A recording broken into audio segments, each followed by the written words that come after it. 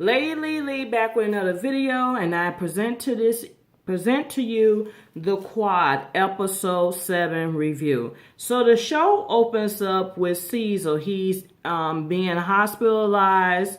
They're working on him, and while they're doing that, he sees his father, and all of a sudden he has flashbacks of his father telling him that he's not a good musician, he's no good, and all of a sudden his pressure goes up, and then he goes out of it. Meanwhile, Bojan and Junior are goofing off in class, being disrespectful, and that causes them to have to pick up an extra assignment.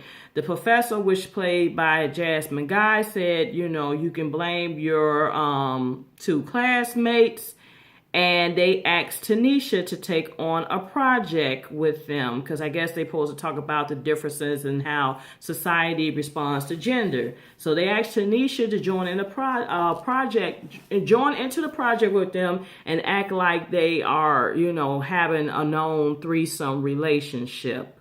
Meanwhile, Mr. Briggs, which is Jason from the game, he's back. He set up a meeting with Eva to let her know that he has hustled up a group of donors that may want to invest in GAMU. But in order for them to do so, they would need to audit the books. And Eva saying that is fine, that's not a problem. And he said, well, you can thank me by having, you can thank me by inviting me out to dinner on you. So Eva was like, we shall see. Meanwhile, Cedric ends up having a visitor from Chicago. It is Dre, which is Chantel's brother. He comes to Sid and tell him pretty much he has an idea of the guy that killed Chantel. And apparently this guy is working security detail for this rapper called Raw Thug. Dre is seeking assistance from Cedric to pretty much knock him off. And he asked, said, was he strapping? And said, well, no, I'm not strapping. And he provided him with a gun. So Sid has this gun. Just think, Sid just got off from this whole situation. Now he finna wrap himself back up into a situation. We shall see. So he takes the gun from Dre and he puts it up. Meanwhile, Cecil is in the hospital. He was asking his sister pretty much why did she bring, their dad to the competition, and why did she take him back into his life. She said apparently he got sick, and she was apparently the only relative they can get a hold of. So in other words, she's been helping him out. And I don't know if she has forgiven him yet, but he's in their life now. Cecil had left them when he ended up getting scholarship offers to college. And that is the pretty much that's the issue of he left to go off to college to get himself a better life. But it did eat at him, Cecil. It did eat at him that he left his mother and sister there to be what his sister called, dad's punching bags. Meanwhile, the sexual assault group on campus set up it was a representative from the group, the young lady. I think we've been seeing her throughout the series. She sets up a meeting with Dr. Fletcher.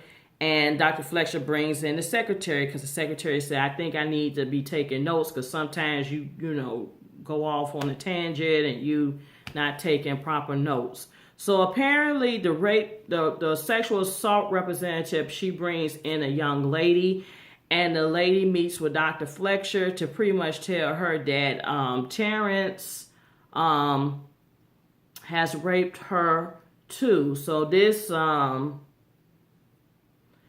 sparks Eva's attention because apparently there may be others that has not come forward. So this young lady pretty much is letting Dr. Eva know that,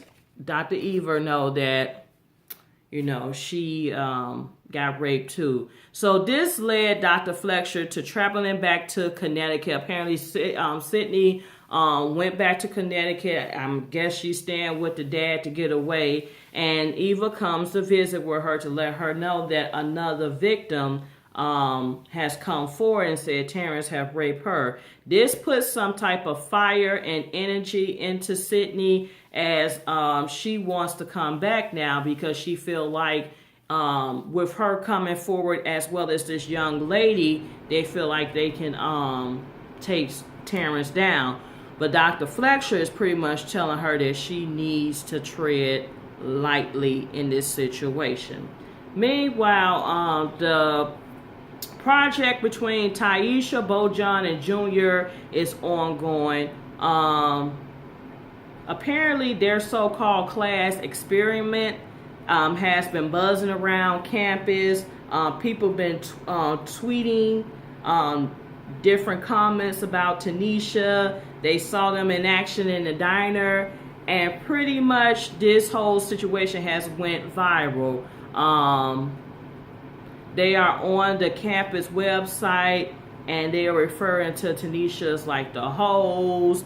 Meanwhile, Bojan and Junior are, they're not being frowned upon, but they're referring to Tanisha as like the campus hoe, this hoe, that hoe, everywhere a hoe, but they referring to her a hoe. And at this point, Tanisha is pissed.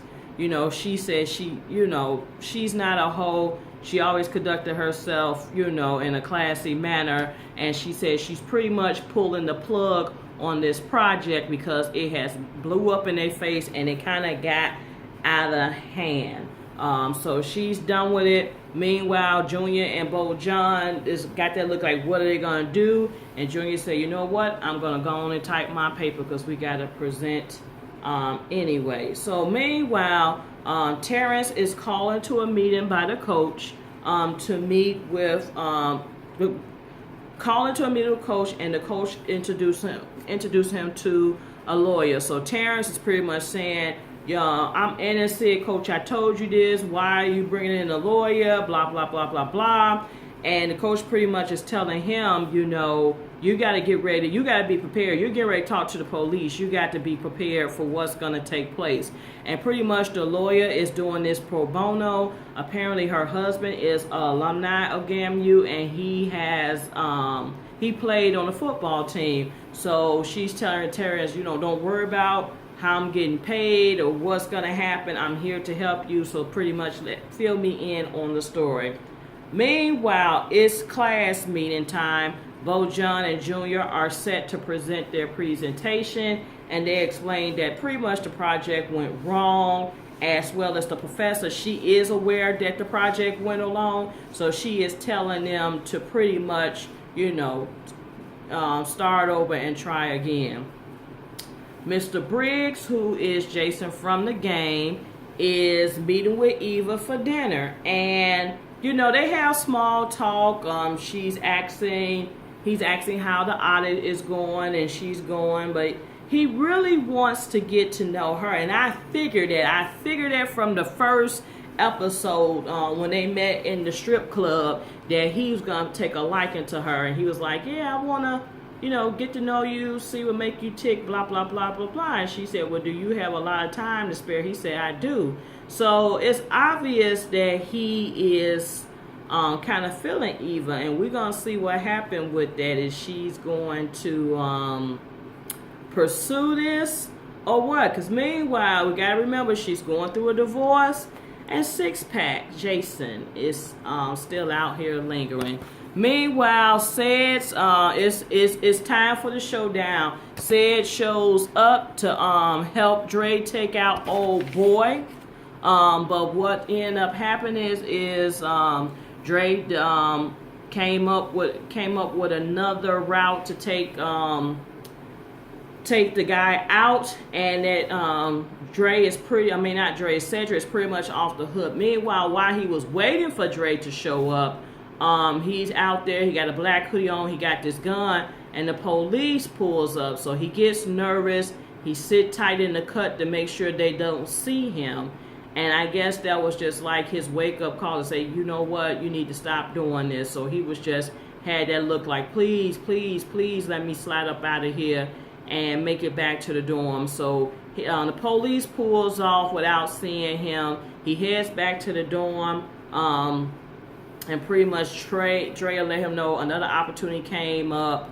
And then he was just saying, why you didn't say, it was like, why you didn't let me know? I could have been there. And he said, you know what? Chantel wouldn't want you to be in that situation. All she talked about is about how you had a future here in Atlanta. And he's like, you got some things set up here. I don't want to mess that up for you. So it was just like him letting Sid off the hook for that. And then they did show news headlines showing that the guy was murdered. So I guess that was the retaliation, and we really can now allow Chantel to rest in peace. Meanwhile, it goes back to Caesar. Now, mind you, Caesar's in the hospital. Everybody done came to visit Caesar.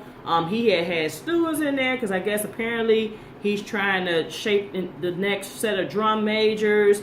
That vice president, Periwinkle or whatever, Calvin, he came in there with the former president to visit. And Caesar was pretty much trying to, like, play off his illness, make it seem more like it's, an injury. Or I remember in this, hold on one second. My little thing, fell apart. I'm trying to get my notes together. They not acting right, so let me shift. Caesar, sisters come back to visit him, and this time she brought food. She's trying to make amends. And pretty much the nurse came in there and told Caesar that he don't need to be eating seafood with the type of medication he's preparing to take. He was trying to participate in a special survey, a special study to see if they can try to treat this cancer with a different type of medication. And I believe he opted out of it. I can't remember if he opted out of it. He said if the nurse would have paid attention, he opted out of that special study treatment, and he wants to go just with the traditional treatment. So it also, hold on one second. So Caesar ends up telling his sister that, he has been diagnosed with lung cancer, and it has nothing to do with his kidneys. He was going to do a special study. That's why it was going to be a conflict with him having seafood.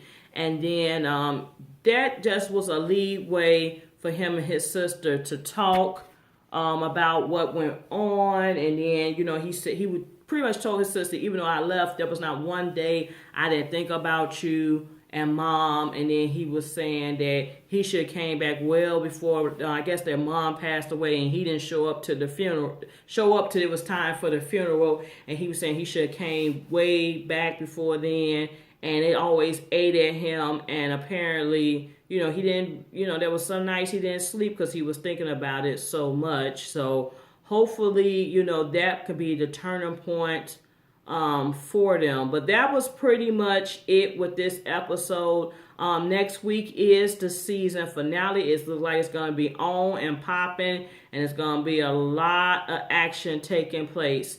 If you're not a subscriber, please subscribe and hit the bell so you can get alerts. If you are a subscriber, thanks for stopping through. Do not forget, I do have my YouTube anniversary purse giveaway. I am giving away a Coach Margot bag to a lucky winner who must be a subscriber, as well as let me know in the comments in that video what was one of their favorite videos that I have done. So that is it. That is all. We are 1 week away from the season finale of The Quad. Hope you've been enjoying these views. Please let me know your opinions below. Have a good evening.